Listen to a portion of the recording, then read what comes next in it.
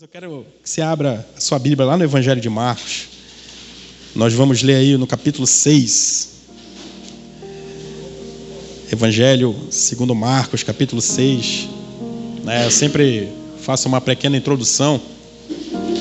Eu vou trazer algumas informações para você, né? O Evangelho de Marcos, segundo os teólogos estudiosos, eles trazem a concepção de que foi o primeiro evangelho a ser escrito, foi a primeira história registrada a respeito da vida e do ministério de Jesus. E o que é mais incrível, o primeiro homem que registrou não foi um apóstolo, porque você vai ver na Bíblia, Marcos ele não é elencado dentre os apóstolos de Jesus, provavelmente, a probabilidade enorme, isso eu estou falando sobre os historiadores e teólogos, eles dizem que provavelmente ele se deparou com a pregação de Pedro, e a partir daí começou a fazer questionamentos e perguntas acerca de Jesus e acabou registrando essa primeira história. E a gente consegue perceber isso porque o Evangelho de Marcos ele faz parte de um grupo de evangelhos chamados sinóticos. Vocês já ouviram falar nisso? Evangelhos sinóticos? Ou seja, são evangelhos similares, Mas se você for perceber, tanto Lucas quanto Mateus, que são os outros dois evangelhos sinóticos, eles trazem muitos dos textos, muitos. São 661 versículos em Marcos, mais de 600 estão presentes aí no Evangelho segundo Mateus, e Lucas também utilizou um monte do que Marcos escreveu. Ou seja, ele provavelmente foi a base para que esses outros homens de Deus, inspirados e direcionados pelo Espírito Santo, eles pudessem fazer o registro na palavra, para que a gente possa hoje cada vez mais aprender, se aprofundar naquilo que Deus quer de nós. Então, Marcos, capítulo 6, todos, amém? Vamos ler aí a partir do verso 1.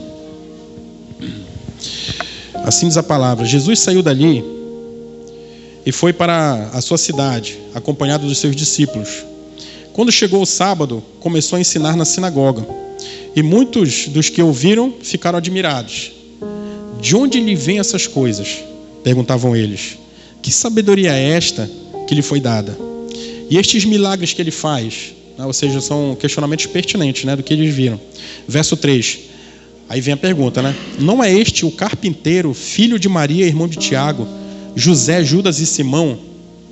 Não estão aqui conosco as suas irmãs? E ficavam escandalizados por causa dele. Jesus lhes disse: só em sua própria terra, entre seus parentes, em sua própria casa, é que um profeta não tem honra. E não pôde fazer ali nenhum milagre, exceto impor as mãos sobre alguns doentes e curá-los. Eu vou abrir um parênteses aqui, É incrível, o poder de Jesus onde ele está, A Bíblia fala assim: e não pôde fazer ali nenhum milagre, exceto impor a mão sobre as pessoas e curar. E hoje, a igreja é uma coisa que todos nós ansiamos muito, É nos deparar literalmente com os enfermos e impor as mãos sobre eles e curá-los. Verso 6. E ficou admirado com a incredulidade deles. Então Jesus passou a percorrer os povoados ensinando. Chamando os 12 para junto de si, enviou-os de 2 em 2 e deu-lhes autoridade sobre os espíritos imundos. Estas foram as suas instruções: não levem nada pelo caminho, a não ser um bordão. Não levem pão, nem saco de viagem, nem dinheiro em seus cintos. Calcem sandálias, mas não levem túnica extra. Sempre que entrarem numa casa, fiquem ali, até partirem. E se algum povoado não os receber, nem os ouvir, sacudam a poeira dos seus pés, quando saírem de lá, como testemunho contra eles. Eles saíram e pregaram ao povo que se arrependesse. Expulsavam muitos demônios, ungiam muitos doentes com óleo e os curavam. Só até aí nós vamos ler. É uma baita palavra, Uma palavra escrita, há muitos anos atrás, praticamente há 2000 anos. Mas como eu sempre digo sobre a Bíblia, ela continua atualizada, Continua sendo real para as nossas vidas. A gente fala aqui, lógico, sobre a história de Jesus, uma parte daquilo que ele realmente viveu. E eu queria hoje tirar alguns ensinamentos, acerca desse texto que eu queria compartilhar com vocês. Primeiro deles: muitos conhecerão o seu ofício, mas não seu chamado. Quando alguns homens olharam para Jesus, a palavra de Deus diz que se escandalizaram dele. né? Alguns homens olharam para Jesus e falaram assim: não é esse um carpinteiro? Né? Se você for ler lá no Evangelho segundo Mateus, a palavra vai dizer assim: não é esse filho do carpinteiro? Né? Ou seja, aquelas pessoas conheciam realmente aquilo que Jesus fazia de ofício até o seu chamado. E muitas vezes, né, nós vamos adentrar em lugares onde as pessoas vão conseguir enxergar em você somente aquilo que está externo e evidente. Elas não vão saber aquilo que está dentro de você. Então esses homens, quando olharam para Jesus, eles não conseguiam ver aquele que estava dentro, né? Eles conseguiam ver somente aquele homem que era ofício e acabaram desmerecendo. Então isso para nós fica um ensinamento, né? Tem pessoas que não vão conhecer realmente o teu propósito, o teu chamado. E essas pessoas, quando não conhecerem, via de regra, elas vão desmerecer você também. Eu recordo que quando eu me converti, eu fui falar de Deus para alguns amigos que eram aqueles amigos assim, amigos solteiros, né? E quando eu comecei a falar, eu cheguei a ouvir assim: pô, mas tu vai dizer que isso está errado? Logo tu vai dizer que isso está errado? Você compreende isso? A pessoa vai olhar para você e você vai falar: meu irmão, olha, eu acho que o caminho não é esse, cara, não faz isso não, cara. Rapaz, isso daí né? Eu lembro que eu cheguei com um amigo e falei assim: rapaz, é filha de alguém, cara. Olha, essa moça é filha de alguém, um dia tu vai ter uma filha. Ele olhou para mim e falou: pô, mas tu que está me dizendo isso? Você consegue compreender isso? Ou seja, a única visão que a pessoa vai ter de você é a visão, às vezes, de um convívio, ou de um convívio junto, ou apenas do que ela viu de você. E essa visão, ela não, muitas vezes, você vai ter no coração a certeza de aquilo que vai atrapalhar a tua pregação. Mas o que a gente vai aprender aqui hoje é que isso não pode impedir de você continuar falando as verdades. Certa vez eu fui questionado, né, pela Carla. Né? Vou falar assim, por uma mulher, não foi pela minha esposa. Uma vez eu fui questionado e ela falou assim: amor, uma pessoa pregou algo que a gente via que era muito nítido na vida dela que ela não fazia, né?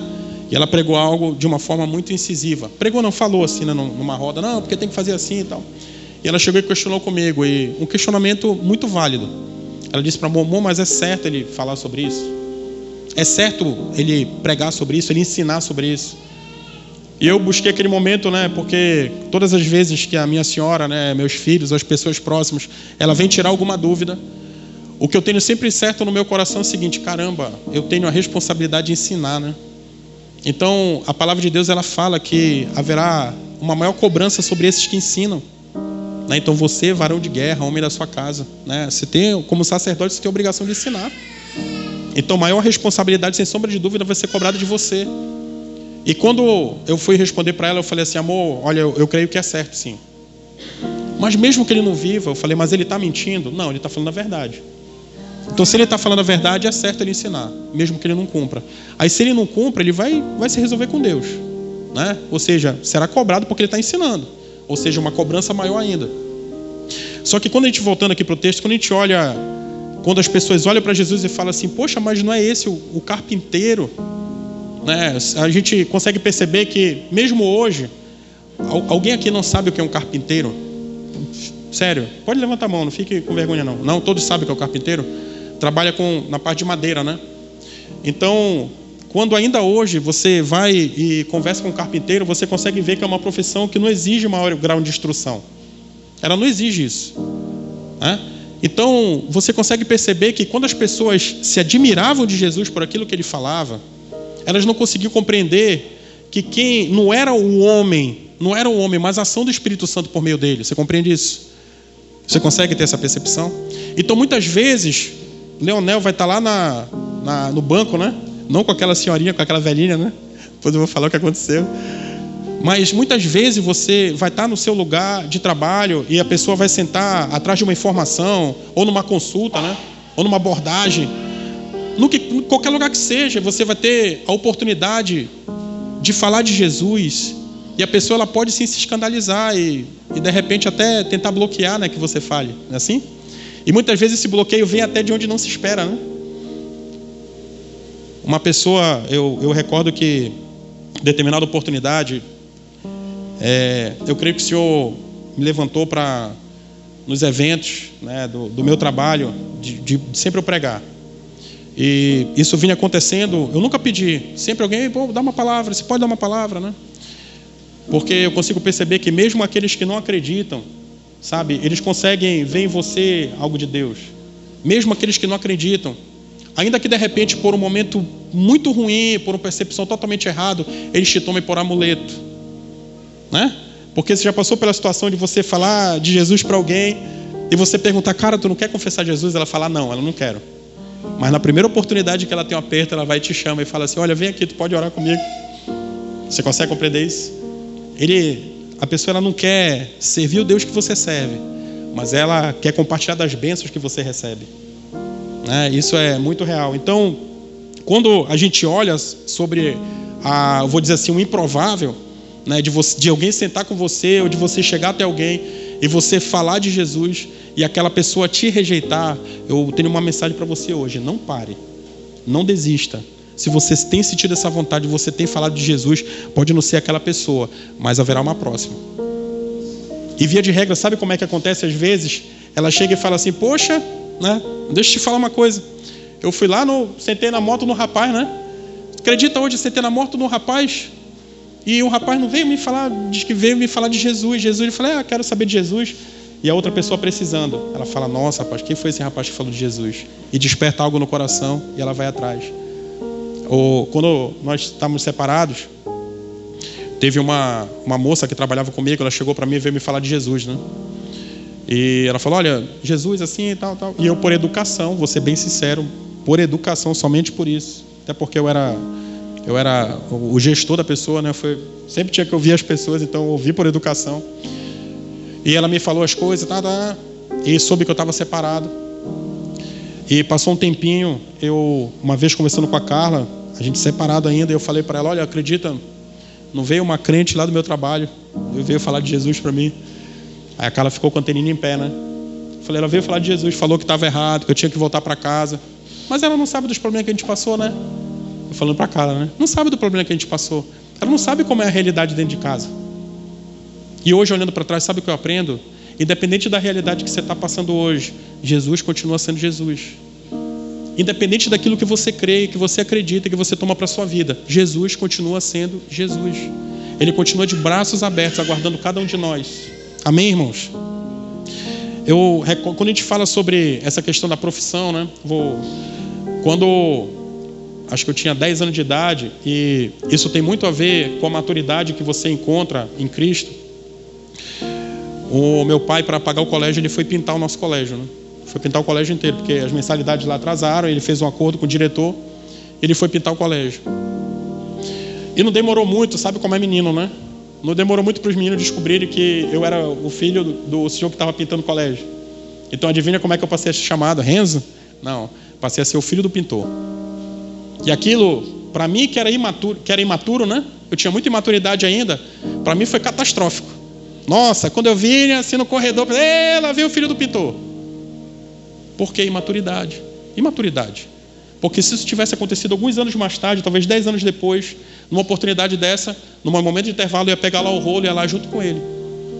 Entendeu? Você consegue compreender isso? Ou seja, porque às vezes a imaturidade permite também com que nós venhamos a ser freados. A palavra diz que Jesus ouviu. Entendeu? Ouviu. Não é esse o carpinteiro. Não é esse o filho do carpinteiro, como diz em Mateus. O que eu vou fazer aqui ouvindo o carpinteiro? O que eu vou fazer aqui ouvindo esse gordinho de óculos aí? Que eu já estou até meio gordinho, né? Você compreende isso? Porque às vezes, irmãos, essa é uma armadilha que nós caímos. Nós conseguimos ver alguém e a gente olha e nos primeiros segundos que nós temos a relação, a gente fala assim, cara, essa pessoa não tem nada para me ensinar. E às vezes a pessoa está cheia de Deus. Nós fomos numa igreja aqui, não foi assim que nós chegamos? E eu recordo que acho que era um teclado, né? O rapaz pegou no teclado e começou, tá? Não lembro qual era o louvor, né? Mas começou, acho que era 6 horas. Logo que a gente chegou em Macapá. Então começou a cantar um louvor. Meu irmão, o cara cantou um louvor durante 1 hora. Um louvor, só um, durante 1 hora. E foi uma benção. Mas de repente alguém pode ter saído daquele lugar e sabe o que a pessoa pode ter dito? O cara não sabia outra música. Aquele cara lá só aprendeu, ensaiou só uma durante a semana inteira. E eu vou falar para vocês, foi uma benção. Que louvor abençoado. Então, às vezes, né, os nossos corações, a gente olha para alguém e a gente desmerece aquela pessoa que está lá, mas foi Deus que levantou para falar para você de Deus. Amém? Segundo aspecto, a impossibilidade de manifestação de Jesus. Olha o que diz o verso 5, né?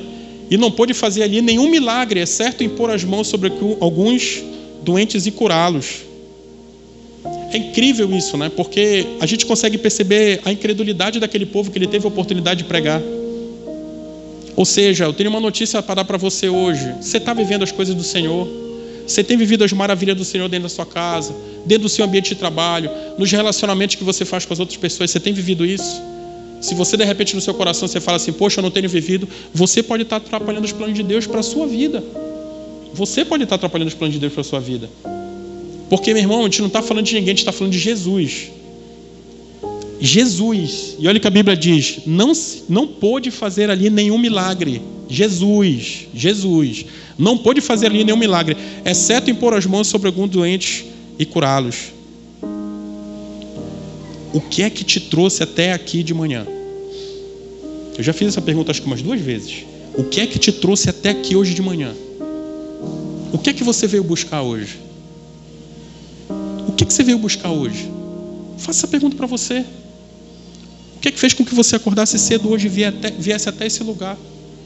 Às vezes, já aconteceu comigo, tá? Levantar cedo em casa e vir sem vontade de ir para o culto. Já aconteceu comigo. Sabe? Ir sem vontade para o culto, chegar lá e ouvir.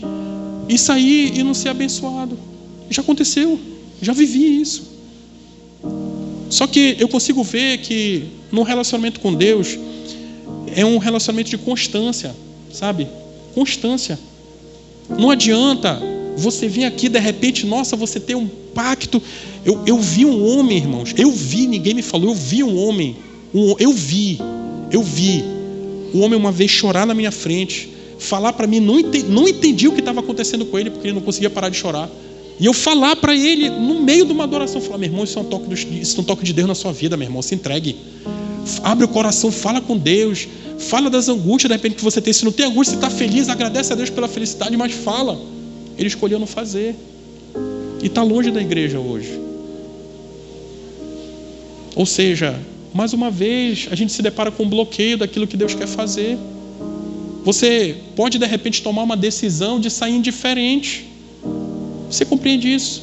Você pode sair desse lugar e esquecer. Coloca a Bíblia em qualquer lugar, mas vou colocar no lugar que quando for domingo eu vou lembrar de pegar para levar de novo. Você pode passar por isso. Você pode chegar na sua casa e abrir um salmo, né? E deixar lá, acreditando que aquele salmo vai abençoar a sua casa. Ele não vai por si só. Ele não vai. Mas se você viver aquele salmo que você está lendo, aí você vai experimentar de uma bênção diferente. Eu vejo, irmãos, sabe que nos momentos de mais fartura, nos momentos de mais tranquilidade e paz, é geralmente os momentos que nós caímos. Sabe? Quando tudo está bem, quando tudo está muito bom, geralmente é os momentos que nós caímos. Por quê? Porque, via de regra, são os momentos que nós não buscamos a Deus. São nesses momentos. Porque quando a gente está no aperreio, como é que funciona, né? Está no aperreio, querido, já acorda, a cama parece que tem uma manteiga, você já vai escorregando de joelho, né? Plaque, cai de joelho do lado da cama, Senhor, o Senhor está vendo, papai está doendo, me ajuda, né? Meus braços eu não consigo, mas eu sei que o Senhor pode. Eu não estou falando, estou falando sobre vários aspectos da vida, né? Na área emocional, na área financeira, né? Na saúde. Aquilo que a gente não consegue resolver com os braços, a gente clama a Deus. Mas quando está tudo bem, a PLR gorda, né? Quando sai a PLR gorda, Lisiane está aqui, entendeu? Quando sai aquele, né? Tá bem, os filhos estão tudo saudável, glória a Deus por isso. Relacionamento com a mulher é uma bênção. Era nesse momento que nós deveríamos buscar mais ainda a Deus e falar o quanto que nós somos gratos por aquilo que Ele tem feito. E às vezes a gente age diferente. Sabe por quê? Porque a maioria das coisas que acontecer na tua vida tu vai conseguir resolver. Sim ou não? Sim, né? Vai conseguir resolver. Estourou um cano, chama alguém, vou fazer. Tu até sabe fazer, mas tá cansado. É sábado, vou chamar alguém para fazer. É assim que funciona. Ah, tô chateado. Não, peraí, tô chateado. Peraí, pega a chave do carro, vai pro shopping, vai gastar no shopping. Pronto, resolveu. Já chega feliz da vida, né? Sim ou não? Sim. Né? Ou só aconteceu na minha vida.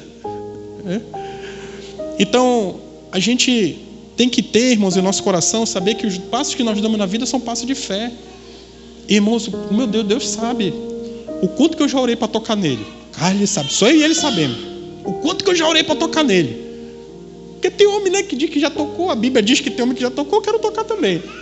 Quando eu do tempo depois de converter, eu comecei a me aprofundar em oração, comecei a passar por uns jejuns. Aí um dia eu falei assim, cara, eu vou andar sobre as águas. Irmão, eu vou andar sobre as águas. Sério, eu vou andar sobre as águas. Aí a Carla ria, né? Chegava no lugar, eu botava o pé assim, ninguém sabia, eu ia entrando na água assim, ó. Ia, querido. Meu irmão, porque se eu fico em cima, vocês iam ver o escândalo que eu ia fazer. Olha aí, tá só eu, Deus é fiel. Sério, tô falando. Nunca andei, irmãos. Nunca andei sobre as águas. Aí depois eu descobri que a fornalha, né, é mais violenta do que andar sobre as águas, né? A fornalha, né? Aí eu falei assim, Deus, eu sei que é melhor, mas eu prefiro andar sobre as águas que ser jogado dentro de uma fornalha. Mas, irmãos, é por fé, querido. É de glória em glória. Né, eu falei 2 exemplos de homens, né? O primeiro, deixa eu ir até ti. Então vem, Pedro foi, querido. Onde é que Deus tem te chamado que você não tem ido? O que é que de repente Ele tem colocado na tua vida que você não tem feito? Né? É uma baita reflexão que você tem que fazer. E na fornalha, eu vejo que na fornalha o negócio é bem mais apertado, né? Bem mais apertado. Porque envolvia morte ali. Risco de morte, risco de real de morte.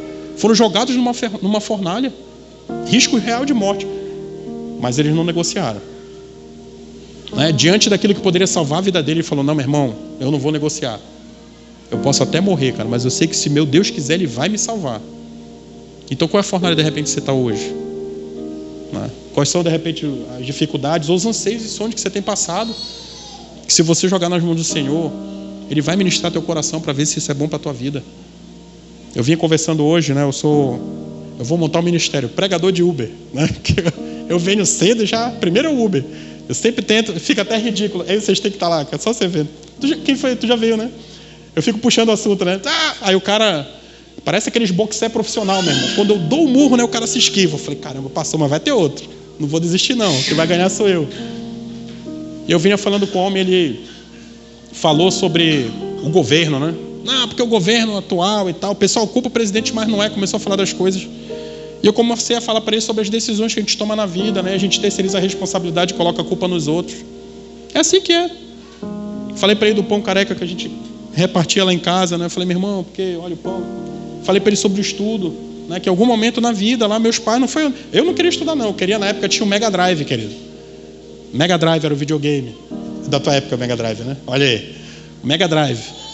Entendeu? Eu queria estar no Mega Drive, mas eu não tinha. Graças a Deus que meus pais não tinham dinheiro para comprar o Mega Drive. Só talvez eu ficasse pelo meio do caminho, né? Mas eu não tinha, mas eu queria o Mega Drive. Queria bater bola. Bola eu tinha na rua. Só que a minha mãe tinha horário, 4 às 6, você não entra. Mas o que é que eu estou falando para vocês? São as decisões que a gente toma na vida. Eu tomei, não, meus pais tomaram por mim. Falaram, não, querido, você vai estudar. Não, você vai estudar, você vai, não tem jeito não.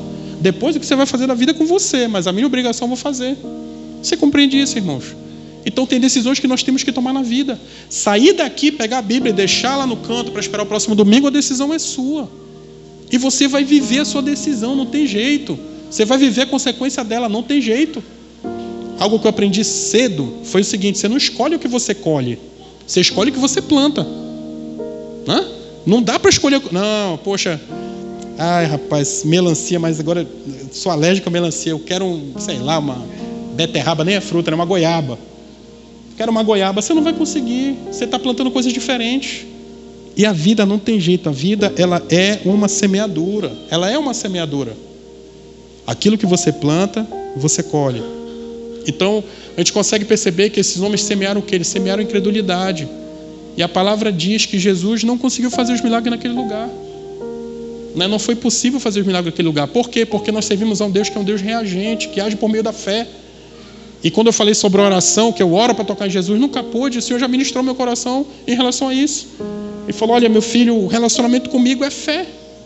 Tem jeito. O que é que a palavra diz? O que é que a palavra diz a respeito de fé?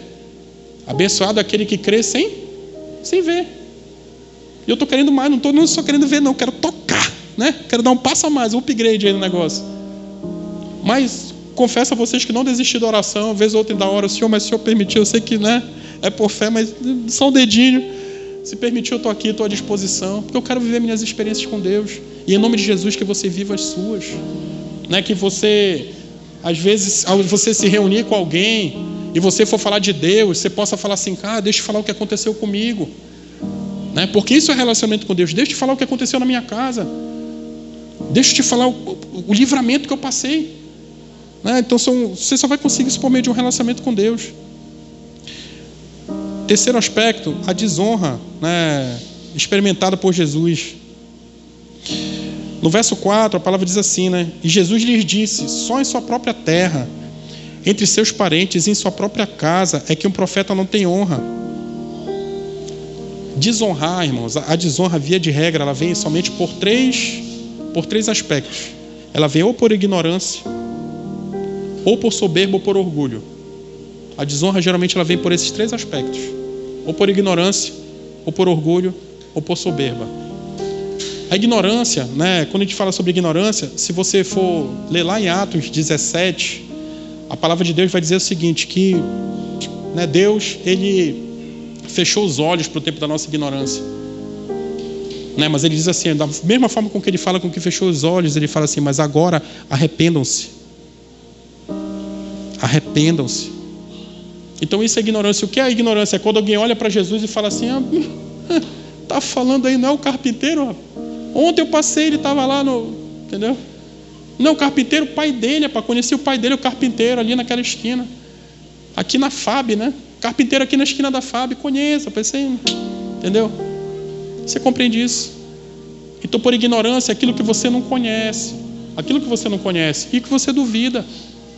Quantos exemplos eu já dei aqui sobre ignorância, né? Coisas que eu fechei de relacionamento, até na minha vida, relacionamento com Deus, por conta de ignorância, de não ter conhecimento, de acreditar que não é possível. Tudo é possível àquele que crê. É o que diz a palavra.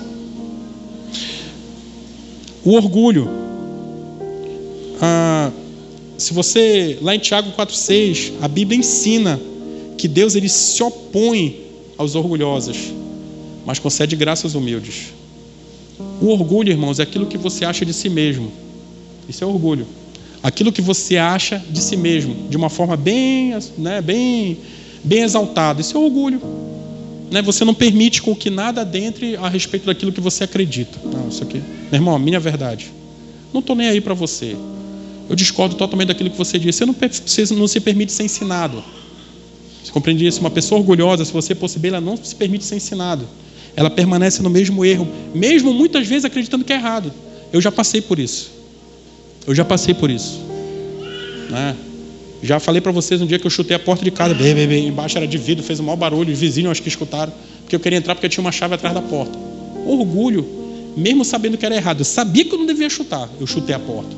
Fui orgulhoso e colhi a semente disso, né? Semente de dissensão, semente de afastamento. Orgulho. Então, como a Bíblia nos ensina, Deus se opõe aos orgulhosos.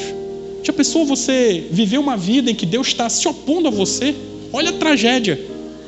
Uma vida em que Deus se opõe a você, ou seja, Ele está contrário àquilo que você quer. Isso é se opor. Deus se opõe aos orgulhosos.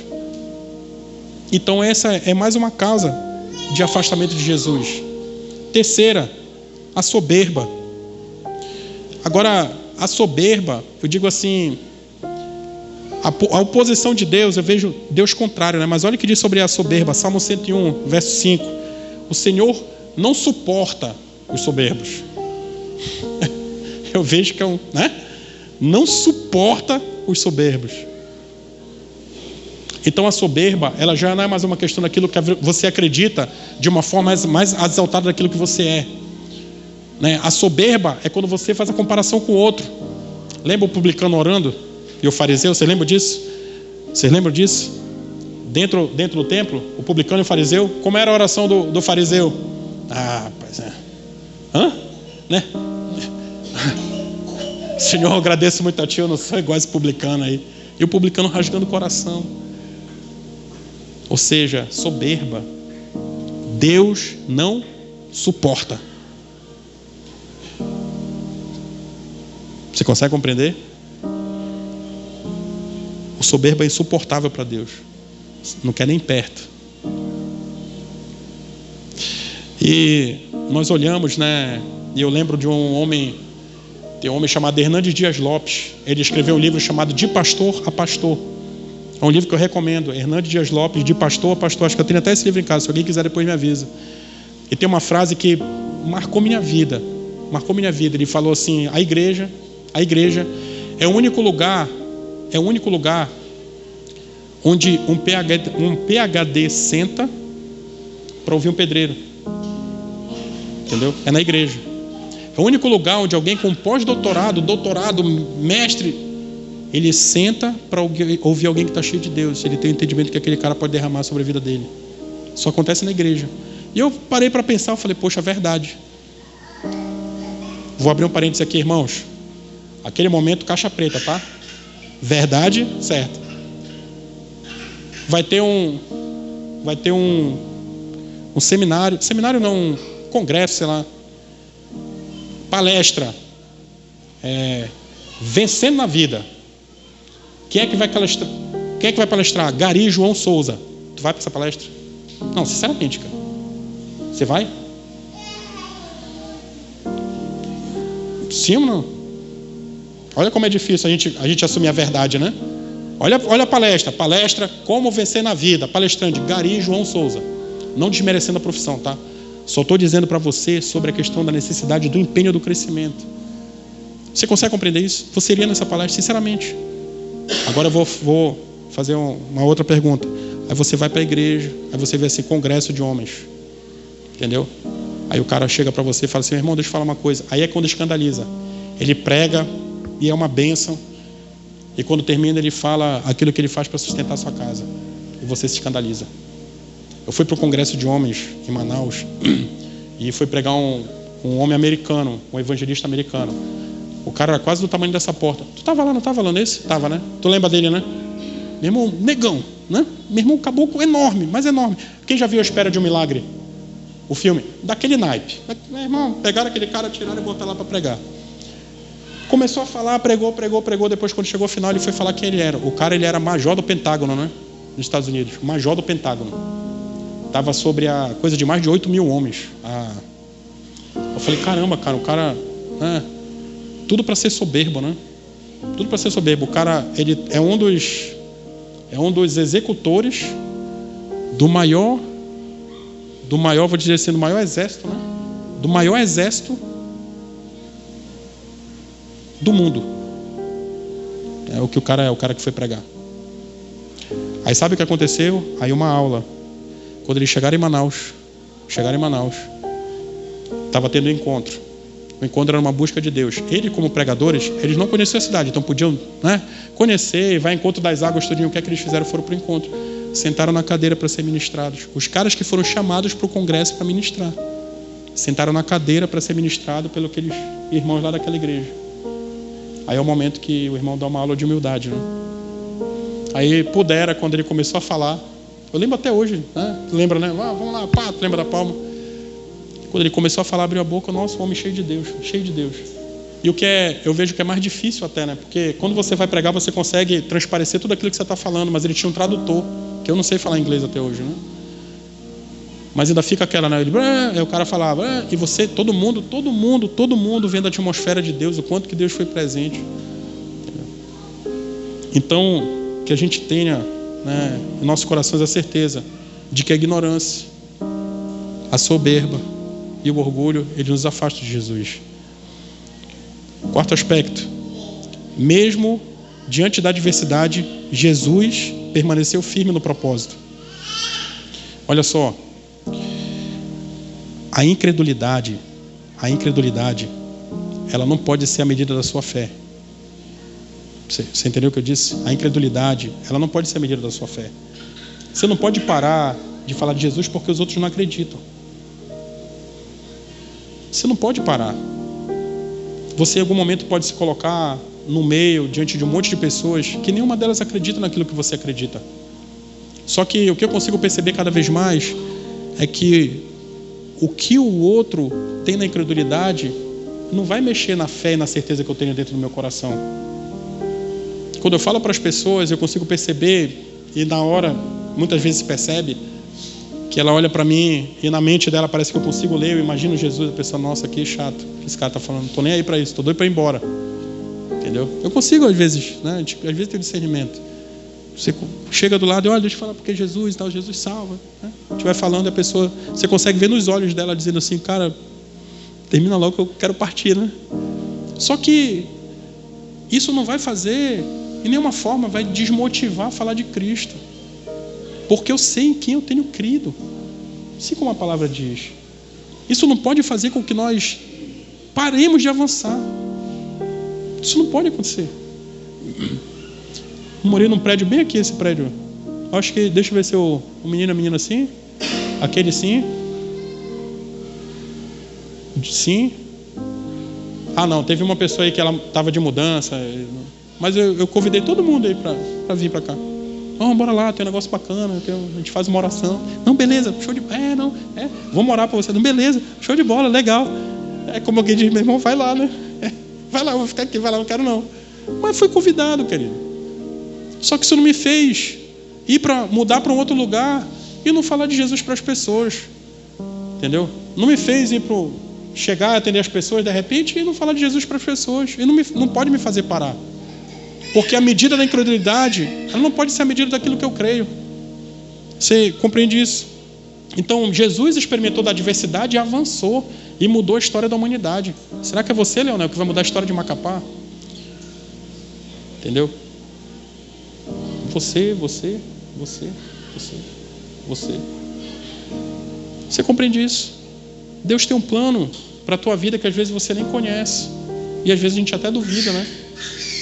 A gente faz questionamento se aquilo que a gente está vivendo muitas vezes realmente está debaixo da direção de Deus. Isso pode acontecer com você. Você pode se questionar. Mas você pode ser o homem que foi trazido para essa cidade, ou de repente nasceu nessa cidade, que vai mudar a história dessa cidade a respeito de uma busca de Jesus. Você entende isso? Tem um seminário que aconteceu, e eu lembro, tem um homem chamado Luciano Subirá, eu recomendo assim que assista ministração, vão atrás de livro dele, é uma benção, já li livro. E ele falou que ele foi no seminário de um cara que trouxe o avivamento para uma ilha no Pacífico, esqueci agora o nome da ilha. E o cara falou assim, olha, vão lá no seminário que eu vou falar, eu vou dar para vocês, vou falar para vocês o motivo pelo que houve avivamento na ilha. E tipo assim, 90% da população se converteu, então foi um avivamento, né? Todo mundo se converteu. Ele chegou no momento, ele começou a falar e tal, e o Subirá conta que ele estava lá sentado, e o cara falou, você sabe qual é o motivo? Eu vou falar agora o motivo. Qual foi a diferença? O que é que aconteceu naquela cidade para que todas as pessoas se convertessem? Sabe qual foi a diferença? Aí todo mundo olhou, não, qual foi? Eu. Aí quando o cara falou isso, ele falou que ele se ajeitou na cadeira, ele falou, bicho, o cara é soberbo, vou já embora. Ele falou, eu fui a diferença. Entendeu? Aí ele ficou assim, ele falou, cara, não, a diferença foi Jesus, cara, a diferença foi o Espírito Santo se manifestando. Como é que esse cara fala um negócio desse? Aí o cara começou a falar, ele falou, olha, a ilha sempre existiu, igrejas lá sempre tiveram. Meu irmão, mas quando eu cheguei, eu creio que pela direção de Deus, eu fui o único disponível para fazer o trabalho que Deus queria fazer, porque era da vontade do Senhor. Então quem fez a diferença fui eu. Aí ele se ajeitou na cadeira e falou, poxa, é verdade. A diferença pode ser você. Você compreende isso? Você está disponível? Você está disponível? Porque eu vou te falar o seguinte, ele está aceitando o currículo. De certeza. Está aceitando o currículo, querido. Pode mandar na oração o teu currículo, rapidinho ele chama. Né? Porque a seara está aí, como diz a palavra, né? Os campos estão prontos para ser colhidos, mas poucos são os trabalhadores. Então, envia o currículo por oração, irmão. Te dou até o e-mail, #Jesus eu te amo. Começa assim a oração, rapidinho você vai mandar o currículo, você vai ser chamado. É a grande diferença, irmãos. Você pode fazer a diferença, não somente na sua casa, mas em toda uma geração. Em nome de Jesus. E você tem que sempre falar a verdade, né? E a gente fala a verdade, mas nem todo mundo vai receber o ensino. Quando Jesus permaneceu no propósito, Jesus olhou e falou assim, o pessoal não quer, beleza, bora para a vila vizinha. Meu irmão, foi para a vila vizinha, chegou lá e começou a pregar para as pessoas do lado. Eu imagino esses aqui que não aceitaram, vendo, né? Lá do lado, não aceitaram no Santa Rita, mas nem sei qual é o próximo bairro aqui. Buritizal. O pessoal no Buritizal lá, avivamento, cara, ninguém aceitou, não queria que o carpinteiro pregasse, que benção, avivamento. Poxa, poderia ser com a gente. Agora, sabe o que as pessoas fazem? Agora bora lá atrás. Nossa. Existe um pastor chamado Castellani, como é o nome dele? Roberto Castellani foi o cara para quem Deus deu a orientação para fazer o encontro. Quem já participou do encontro sabe o que é o encontro, né? Então a direção foi dada para esse homem. E quando ele começou, existe um pastor brasileiro chamado René Terranova.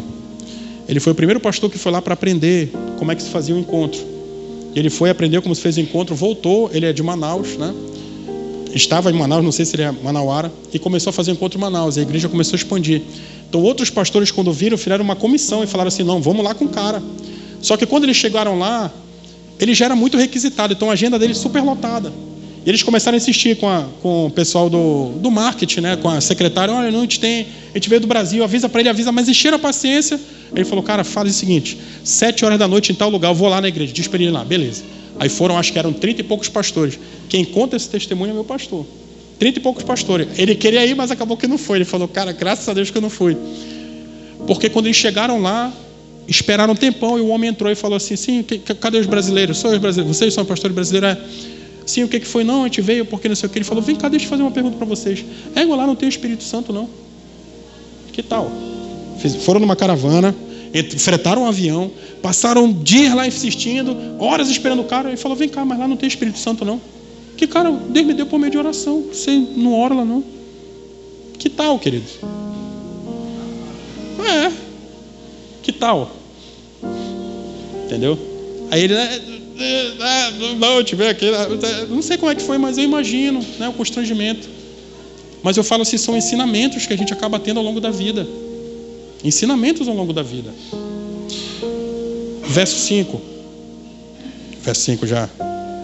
Você faz parte de algo maior que você, a igreja. Quando eu falo sobre a igreja, irmão, não é essa estrutura, tá? Não é essa estrutura. Você faz parte de um corpo, o corpo de Cristo. Olha, em 1 Coríntios 12, a Bíblia nos ensina o quanto nós fazemos parte de um grande organismo chamado igreja. E essa igreja, irmão, quando a gente fala sobre você fazer parte, você consegue perceber que no versículo 7 do texto que nós lemos, a palavra diz que Jesus enviou de 2 em 2. Você conseguiu ver isso? Né? Ao enviar de 2 em 2, você consegue perceber que Jesus falou assim, olha, não vai só, não vai sozinho, não anda sozinho. Eu vou te mandar para uma missão e Jesus te comissionou, tem um propósito para a sua vida. Você já não está só, você que é casado. Você já não está só, perceba isso. Você consegue perceber que 2, eu imagino que esses homens falavam, né? Como a palavra diz, eles deviam ter entrado em vilarejos que não aceitaram a verdade de Cristo. Eu imagino eles saindo desse lugar, como Jesus falou, olha, bate a poeira dos pés e segue adiante. Eu imagino eles saindo e o comentário que eles faziam. Já pensou? Poxa, terceiro vilarejo, cara, está anoitecendo, está escurecendo. Terceiro vilarejo que a gente entra, não aceitaram. E aí, cara, não, vamos perseguir, porque... Ou seja, às vezes um quer esmorecer, o outro incentiva. Então, na igreja, a igreja é exatamente isso. É o momento que você passa as suas angústias, as suas aflições, e existe um corpo que está aqui para te ajudar nas suas batalhas. Existe um corpo que está aqui para te ajudar a prosseguir, a não esmorecer, a permanecer firme. E você faz parte de um corpo. Né? Hoje eu escutei um cara falando, tem até muito conhecimento, mas para mim é uma grande bobagem, os desigrejados que se chama, né? A pessoa fala, não, eu sou igreja sozinho. Ninguém é igreja sozinho. Ninguém é igreja sozinho. Você pode ter o Espírito Santo dentro de você, você pode ser um homem convertido a Cristo, mas você não é igreja. Porque a igreja é um corpo, a Bíblia ensina sobre isso.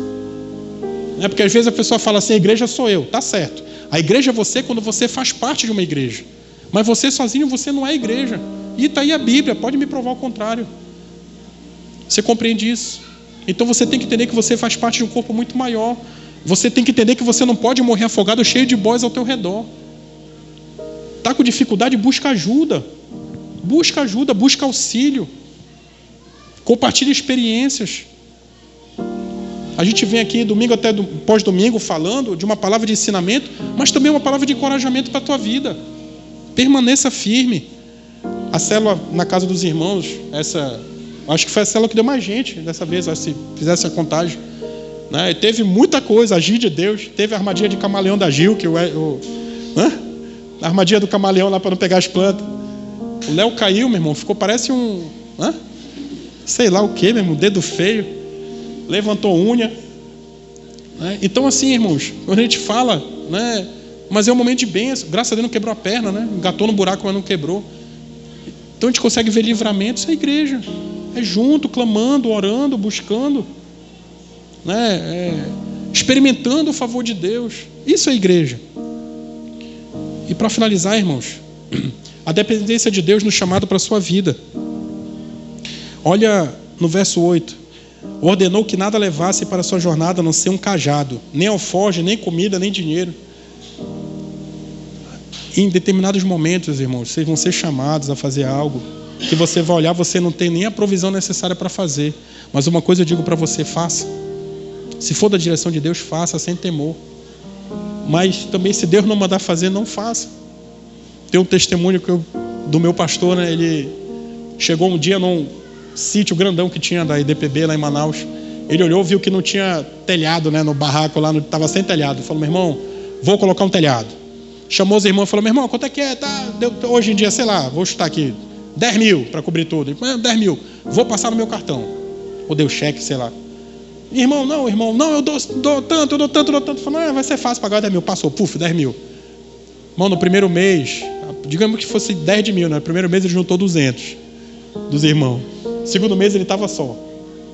Aí ele foi com o pastor dele e falou, poxa pastor, negócio lá para uma bênção, os caras se comprometeram. Aí o pastor dele olhou para ele e falou, Júlio, Deus mandou tu fazer, irmão. Aí ele falou assim, não, mandar não mandou não. Ele falou, pois é, irmão, não era para ter feito. Entendeu? Se você tinha condição de abençoar, abençoa, vai lá e faz, bum. Mas se você não tem, não vai contar se Deus não mandou você fazer. Pode ter sido a sua vontade, com amor para os irmãos, para receber melhor, beleza, mas Deus mandou você fazer? Não mandou. Ele falou, pois é, então agora você vai pagar. Não vai deixar o negócio atrasar aí, não vai perder cartão e tal, o que seja. Mas eu falo isso, irmãos, se Deus mandar você fazer algo, ainda que você veja que você não tem as qualidades, as características necessárias, ainda que você veja que você não tem os recursos necessários, faça.